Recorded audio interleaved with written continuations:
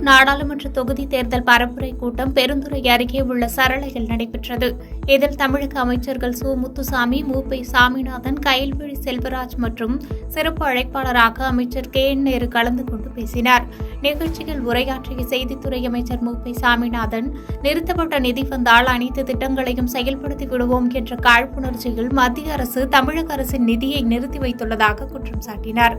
தொடர்ந்து உரையாற்றிய நகராட்சி நிர்வாகத்துறை அமைச்சர் கே. என். நேரு, 2014 எய்ம்ஸ் மருத்துவமனை அறிவிப்பு செய்தும் 4 ஆண்டு காலம் அடிக்கல் நாட்டப்பட்ட திட்டமாகவே இருந்து வருகிறது என்று தெரிவித்த அவர், 5 மாநில விவசாயிகளின் போராட்டத்திற்கு கூட மத்திய அரசு செவிசாய்க்கவில்லை என்று கடுமையாக சாடினார். மருத்துவமனையில் இருந்து மருத்துவர்கள் சிகிச்சை அளிப்பது என்பது உலகத்தில் இருக்கக்கூடிய ஒரு நடைமுறை. அதை தாண்டி கிராமப்புறத்திற்கு சென்று மக்கள் இருக்கக்கூடிய இடங்களுக்கே சென்று சிகிச்சை மேற்கொள்ளுங்கள் என்று வருமன் காப்ப திட்டத்தை முத்தமிழ் கலைஞர் கொண்டு வந்தார். அது இடையில சிதைக்கப்பட்டது. இவர்கள் நம்முடைய சேலம் மாவட்டம் வாழப்பாடியிலே நம்முடைய மாண்புமிகு முதலமைச்சர் அவர்கள் துவக்கி வைத்தார்கள். அந்த திட்டம் கலைஞர் வருமன் காப்பு என்கிற திட்டமாக பெயர் வைக்கப்பட்டு இன்னைக்கு அந்த திட்டம் இன்றைக்கு சிறப்பாக செயல்பட்டு வருகிறது. ஏழை எளிய மக்கள் அதன் மூலமாக சிகிச்சை பெற்று வருகிறார்கள். அதே போல மக்களை தேடி மருத்துவம், சுமார் 45 வயதுக்கு மேற்பட்டவர்களுக்கு சர்க்கரை நோய், அதே போல நம்முடைய ரத்த அழுத்தம், அதே போல இன்றைக்கு முடக்குவாதம் போன்ற பிரச்சனைகளை அங்கே வந்து பரிசோதித்து தேவையான மருந்து 60 நாளைக்கு ஒரு முறை வீட்டுக்கே கொண்டு வந்து மக்கள் நல்வாழ்வுத்துறையுடைய மருத்துவர்கள் செவிலியர்கள் கொண்டு வந்து தருகிறார்களே, நடந்து கொண்டு இருக்கிறதே. அரியலூர் மாவட்டம் ஜெயங்கொண்டம் அருகே மீன்சுருட்டியில் உரிமைகளை மீட்க ஸ்டாலினின் குரல், பாசிசம் வீழட்டும், இந்தியா வெல்லட்டும் என்ற தலைப்பில் சிதம்பரம் நாடாளுமன்ற தொகுதி பரப்புரை பொதுக்கூட்டம் வேளாண்மை மற்றும் உழவர் நலத்துறை அமைச்சர் எம்.ஆர்.கே. பன்னீர்செல்வம் தலைமையில் நடைபெற்றது. இதில் அரசு தலைமை கொறடா கோவி செழியன், போக்குவரத்து துறை அமைச்சர் சிவசங்கர், ஜெயங்கொண்டம் சட்டமன்ற உறுப்பினர் கண்ணன் ஆகியோர் கலந்து கொண்டு சிறப்புரையாற்றினர். மேலும் வருகின்ற நாடாளுமன்ற தேர்தலில் வெற்றி பெற அதிகம் உழைக்க வேண்டும் என கட்சி நிர்வாகிகளுக்கு அறிவுறுத்தினர்.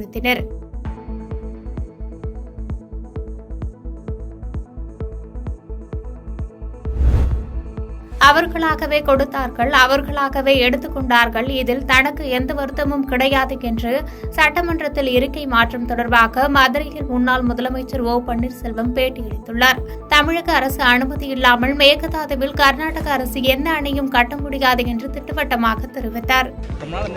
ஏற்கனவே சொல்லிவிட்டேன், தமிழ்நாடு அரசினுடைய அனுமதி இல்லாமல் கர்நாடக மாநிலத்தில் எந்த அணையும் கட்ட முடியாது.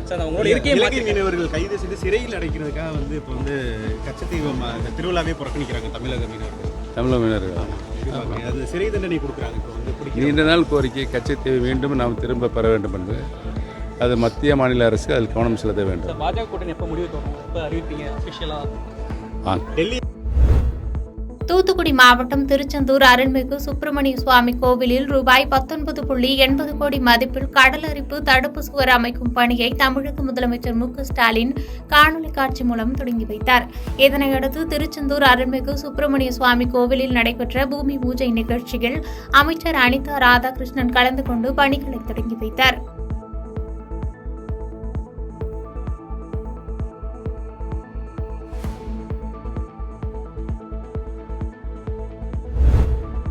அரியலூர் மாவட்டம் உடையார்பாளையம் அருகே பிளிச்சிக்குழி கிராமத்தைச் சேர்ந்த தம்பதியர் ஐயா விஜயலட்சுமி தம்பதியரின் 4வது 2.5 வயது குழந்தை சர்வேஸ்வரன் வீட்டில் அருகே விளையாடிக் கொண்டிருந்த போது எதிர்பாராத விதமாக அருகில் இருந்த கழிவுநீர் வடிகாலுக்காக வெட்டப்பட்ட குழியில் தேங்கியிருந்த தண்ணீரில் விழுந்து மூழ்கியுள்ளார். இதனை கண்டு துடித்து போன தாயார் ஜெயலட்சுமி தனது குழந்தையை மீட்டு ஜெயங்கொண்டம் அரசு மருத்துவமனைக்கு கொண்டு சென்ற நிலையில் குழந்தை ஏற்கனவே இறந்துவிட்டதாக மருத்துவர்கள் தெரிவித்துள்ளனர். கடந்த ஒரு வருடமாக பணி செய்யாமல் ஊராட்சி நிர்வாகம் சார்பில் வெட்டப்பட்ட கழிவுநீர் குழியில் தவறி விழுந்து குழந்தை உயிரிழந்து விட்டதாக வேதனை தெரிவிக்கும் அப்பகுதி கிராம மக்கள் கிராம நிர்வாகத்தின் மீது உரிய நடவடிக்கை எடுக்க வேண்டும் என்று கோரிக்கை விடுத்துள்ளனர்.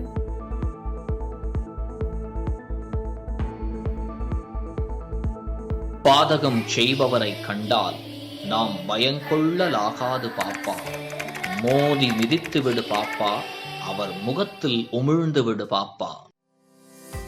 அண்மை செய்திகளை உடனுக்குடன் தெரிந்து கொள்ள இணைந்திருங்கள் இயம்நாடு தொலைக்காட்சியுடன்.